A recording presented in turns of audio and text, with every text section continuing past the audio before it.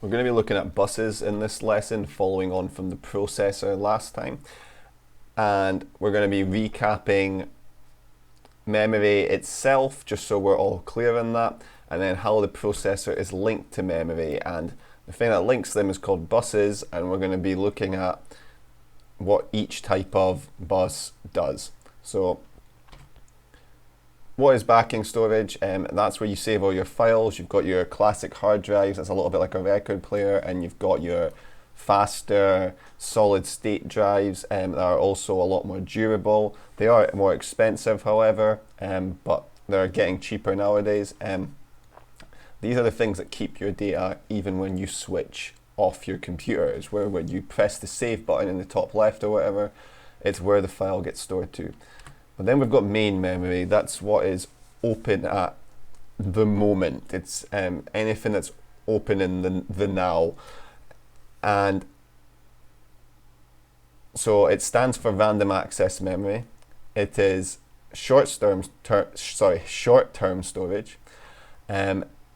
It's used when you're performing calculations, and this could just be, it doesn't necessarily have to be maths, it could just be typing in Microsoft Word. If you're playing a video game, that's another type of calculation that's going on there. There's loads of calculations going on there. And it's used to hold anything that's running at any one time, really. It's considered volatile memory, which doesn't mean it's nasty.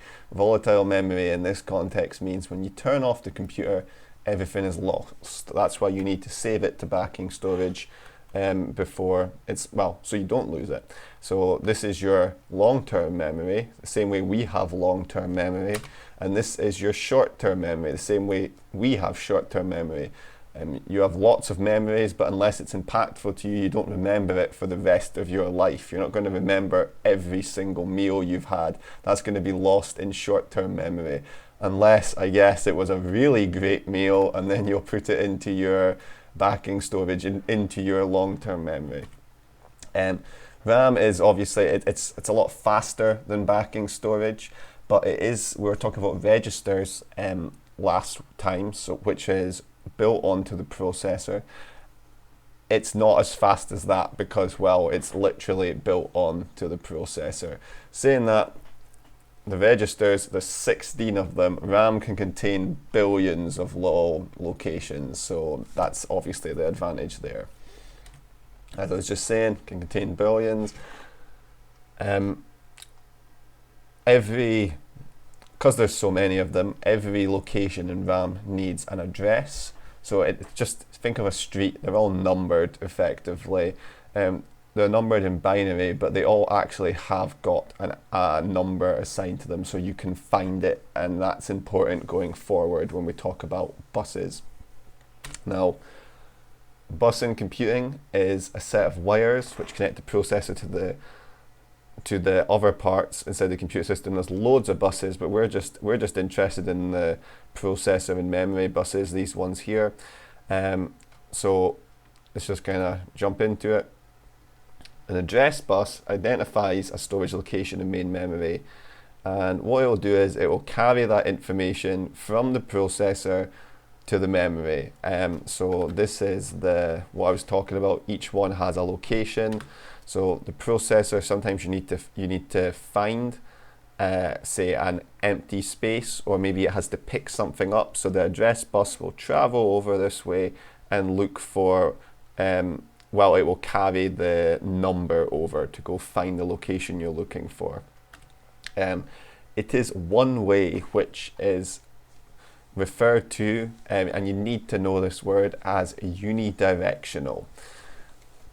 The data bus it carries the data to and from the processor and memory. So, but it can actually go back. So this one just finds the address. It finds the empty space, and sometimes this guy comes along with it and it carries the data. I like to think of it as a really bad postal service. So the address bus can say you have a driver who can get to his destination, but he's not physically strong enough to carry his parcels. So he gets the data bus to carry the parcel for him, but the data bus isn't smart enough to get to the destination. That's why they need each other. However, where that analogy kind of falls apart is the data bus is two-way, which means the address bus can find its way home, or sorry, the data bus can find its way home, whereas who knows what happens to this, it just kind of gets here and dies, whereas the data bus can be used, it can go back and forth over and over again. Because it's two-way, it's bidirectional, so a way to remember this is if you have a bike, a bicycle, it has two wheels, that's the bi part. But if you have a unicycle, it has one wheel, so that's your uni here. So uni is one way and bi is two way. The last one, the control bus, it doesn't actually have any direction at all. It's a bit of a weird one. It actually, each of its wires, so you can see there's lots of different wires here, each of its wires does one different thing. All of these wires do the exact same thing, so the exact same address bus, exact same data bus. Each of them do one particular thing. So the main ones you need to know about are read and write. It can read data and it can write data. And when we're saying read or write, what that means is it tells the data bus and the address bus to go find a location and either read data from it, or it tells it to find a location and write data to it. So the address bus, if you're saying to read, it will tell the address bus to find an empty location, and then the data bus will, if you say to read, it will tell the address bus to find a location with a bit of data in it. It will find that bit of data, and then it will get the data bus to take it back to the processor. If you tell it to write, it will get the address bus to find an empty location, and then the data bus will take over whatever it wants. That's your parcel analogy there. So this is kind of like a minor manager. In the same way the control unit is the kind of the boss of the processor, this guy is like a minor manager that just does whatever the control unit tells him to do. So